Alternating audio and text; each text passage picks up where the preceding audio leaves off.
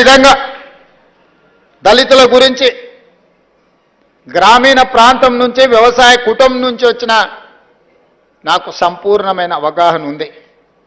మా భూములు దుక్కి దున్నినా, మా పొలాలలో పంట పండినా, మేము మోతుబరి రైతులుగా సమాజంలో గుర్తింపు పొందిన మా గ్రామంలో ఉన్న దళితులు 100% మాకు అండగా నిలబడ్డారు. కాబట్టే మేము మా గ్రామాలలో రాణించినాం.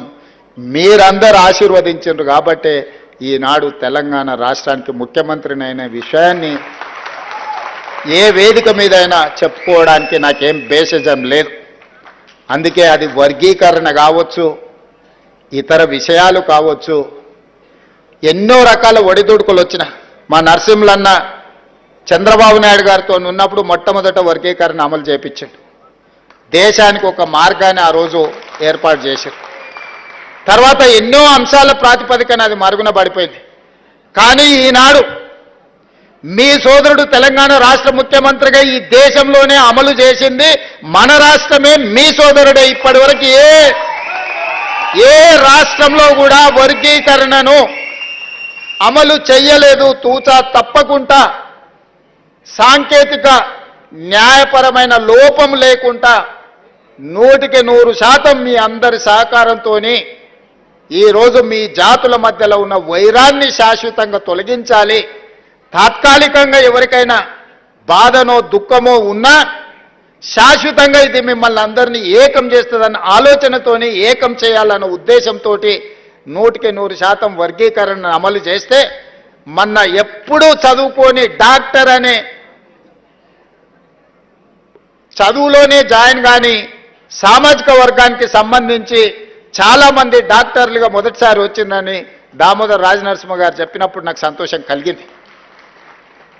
ఈ వర్గీకరణ చిన్న చిన్న ఉద్యోగాలు మీకు తెచ్చిపెట్టడం కాదు. మీరు డాక్టర్లుగా, లాయర్లుగా, ఇంజనీర్లుగా, గొప్ప సైంటిస్టులుగా, ఐఏఎస్లుగా, ఐపీఎస్లుగా రాణించి ఈ రాజ్యంలో, ఈ పరిపాలనలో మీరు భాగస్వాములు కావాలి. తెలంగాణ పునర్నిర్మాణంలో మీరు నిలబడాలి అని నేను 100% విశ్వసించి ముందుకు తీసుకెళ్ళిన. ఇదే కాదు మిత్రులారా, నా మంత్రివర్గంలో 4 దళితులు మంత్రులు ఉన్నారు. స్పీకర్ దళితుడు ఉన్నాడు.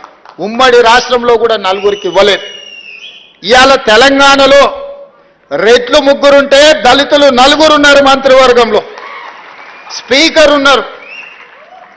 17% జనాభా మీరుంటే 27% మంత్రివర్గంలో ప్రాతినిధ్యం దళితులకు ఈరోజు అందించిన గిరిజనులకు కాకుండానే దళిత సామాజిక వర్గానికి ఈరోజు ఇవన్నీ చేసినాం. దీనికి ప్రధానమైన కారణం శ్రీమతి సోనియా గాంధీ, రాహుల్ గాంధీ గారు మీ పట్ల ప్రేమతో ఉన్నారు, దయతో ఉన్నారు కాబట్టే ఇవన్నీ చేయగలిగినాం. అందుకే మిత్రులారా, చాలా అంశాలు మాట్లాడేది ఉన్నది, తీసుకోవాల్సిన నిర్ణయాలు ఉన్నాయి. యాదగిరి అన్న చేసిన సూచన, నరసింహులు గారు చేసిన సూచన, ఇతర సూచనలు అన్నిటి మీద కూడా వారు సూచించినట్టుగా ఒక ప్రత్యేక సమావేశాన్ని ఏర్పాటు చేస్తాను. రీసెర్చ్కు సంబంధించి మా ఊరోడు మా కాసిం కూడా సూచన చేసిండు. తప్పకుండా ఆ సూచనల నేపథ్యంలో ఒక ప్రత్యేక సమావేశాన్ని ఏర్పాటు చేసి మీరిచ్చిన సూచనల మీద ప్రభుత్వం ఏ రకమైన నిర్ణయం తీసుకోవాలనో తప్పకుండా తీసుకుంటుంది. చివరగా ఒకే ఒక్క మాట, ఎన్ని వజ్రాలున్నా కోహినూర్ వజ్రానికి పోటీ లేదు.